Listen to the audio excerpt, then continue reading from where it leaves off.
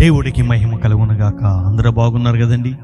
మీ కొరకు అనుదినము ఈ విధంగా దేవుడికి వాగ్దానాన్ని మీ ముందుకు తీసుకురావడానికి దేవుడు ఎంతగానో కృప చూపిస్తున్నాడు. ప్రియ సహోదరులారా, ఈ రోజు దేవుడికి వాగ్దానాన్ని మనం చూసినట్లయితే చూద్దాం. చూడండి, 2వ దినవృత్తాంత గ్రంథము 33వ అధ్యాయము 12వ వచనం చదువుకుందాం.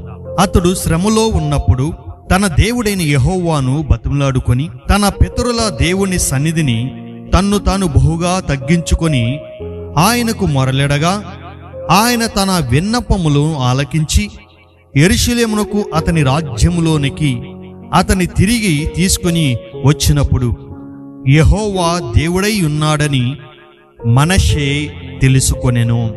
ఇక్కడ కనబడుతున్న లేఖన భాగములో ఒక అతను శ్రమలో ఉన్నాడు. అతని పేరు మనష్షే. ఇతను హిజ్కియా కుమారుడు. అతను చనిపోయిన తర్వాత అతని కుమారుడు 12వ ఏట ఈ యొక్క మనష్షే రాజ్య అధికారము అతను పొందుకున్నాడు. ఇతను చేస్తున్న పనులు దేవుడి దృష్టికి ఎంతో చెడుతనంగా కనబడుతున్నాయి. తన పితరులు ఏ విధంగా నడుచుకున్నారో వారికి వ్యతిరేకంగా ఇతను దేవుడికి వ్యతిరేకంగా తన ఇష్టానుసారంగా నడిచిన వ్యక్తి. ఇతనికి శ్రమ రావడం గల కారణం ఏంటని మనం ఒక్కసారి ఆలోచన చేస్తే, ఇశ్రాయేలు ప్రజల్లో అన్యజనులతో సహవాసం చేసి యెరూషలేములో ఉన్న దేవుడి యొక్క మందిరంలో బయలుదేవతలకి బలిపీఠము కట్టి అక్కడ ఆకాశ నక్షత్రముల్ని ప్రతిమగా చేసుకొని అక్కడ ఆరాధించినట్లు కనబడుతుంది. దేవుడికి వ్యతిరేకంగా అతను చేసిన పనులు ఇశ్రాయేలు ప్రజలు కూడా చాలా మంది వాటిని అనుసరించినట్లే కనబడుతుంది. ఇతను యెహోవా దృష్టికి బహుగా చెడుతనము నడిచిన వ్యక్తి. దేవుడు అషూరు రాజుని ప్రేరేపింప చేసి ఇతని రాజ్యం మీదకి దండెత్తి వచ్చేటట్టు చేశాడు. ఇశ్రాయేలు ప్రజలందరినీ కొల్లగొట్టారు. ఇక మనష్షే రాజుని బంధించాడు. అతను తప్పించుకోకుండా పోకున్నట్లు అతనికి సంఖ్యలతో బంధించి ఈడ్చుకుంటా వెళ్ళి బబులోను చెరలో తీసుకెళ్లి ఆ బబులోను చెరలో అతన్ని బంధించినట్లుగా దేవుడి యొక్క లేఖనం కనబడుతుంది. ఈ సందర్భంలో మనిషి చేస్తున్న ప్రార్థన ఈ యొక్క ప్రార్థన. అతడు శ్రమలో ఉన్నప్పుడు తన దేవుడైన యెహోవాని బతిమలాడుకొని తన పితరుల దేవుడి సన్నిధిని తన్ను తాను బహుగా తగ్గించుకొని ప్రార్థిస్తున్నాడు. తన్ను తాను తగ్గించుకుని ప్రార్థన చేస్తున్నాడు. అతనికి శ్రమ కలిగింది, భయంకరమైన వ్యతిరేకత కలిగింది. బానిసత బతుకుల్లో అతని జీవితానికి వెళ్ళిపోయింది. దేవుడికి వ్యతిరేకంగా పాప పనులు చేసినందుకు ఆ యొక్క శిక్ష అతని మీద వచ్చింది. తాను చేసిన తప్పుకి ప్రతిఫలముగా చెరసాల్లో ఉన్నాడు. ఆ చెరసాల్లో కన్నీళ్లు కార్చుకుంటూ దేవుడి సన్నిధిలో మొరపెడుతున్నాడు. తన్ను తాను తగ్గించుకొని కన్నీళ్లు విడుస్తూ దేవుడి సన్నిధిలో ప్రార్థిస్తున్నాడు. దేవుణ్ణి బతిమలాడుకుంటున్నాడు. ప్రభువా, ఈ చెరలోంచి నన్ను విడిపించయ్యా, ఈ బంధకంలోంచి నన్ను విడిపించయ్యా, ఈ బానిసత్వ బతుకుల్లోంచి నన్ను విడిపించయ్యా అని ప్రార్థిస్తున్నాడు. ప్రార్థిస్తుంటే దేవుడు అతని ప్రార్థన ఆలకించాడు. అంతకుముందు దైవజనులు పంపించి అయ్యా నువ్వు చేస్తున్న తప్పు ఇదని ఖండించినప్పటికీ అతను లోబడలేదు. కానీ ఇప్పుడు లోబడ్డాడు. ఇప్పుడు తగ్గించుకొని దేవుడి సన్నిధిలో మొరలెడతా ఉంటే దేవుడు అతని ప్రార్థన ఆలకించాడు. దేవుడి స్తోత్రం, హల్లెలూయా. ఆయన అతని విన్నపములు ఆలకించి యెరూషలేమునకు అతని రాజ్యములోనికి అతని తిరిగి తీసుకుని వచ్చినప్పుడు యెహోవా దేవుడై ఉన్నాడని మనష్షే తెలుసుకున్నాడు. దేవుడి స్తోత్రం, హల్లెలూయా.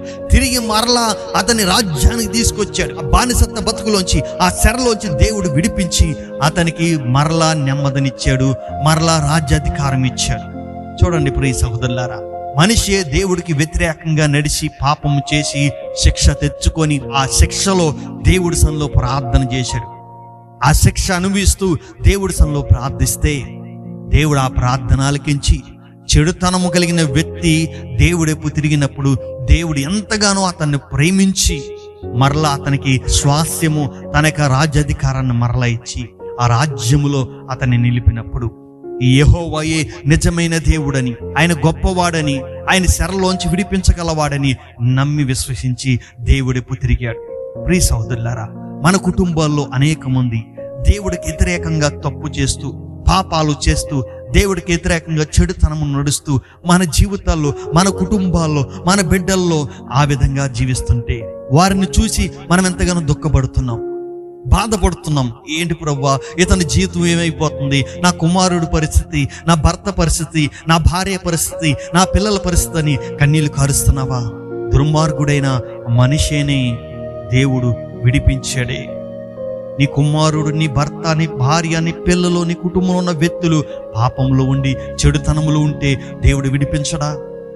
ఈ వాగ్దానం ద్వారా దేవుడు మాట్లాడుతున్నాడు. దేని విషయమైతే నువ్వు కన్నీళ్లు కారుస్తున్నావో, అయ్యా నా కుటుంబంలో చెడుతనం ఉందని కన్నీళ్లు కారుస్తున్నావో, దేవుడు అంటున్నాడు, దేవుడు విడిపించగల దేవుడు.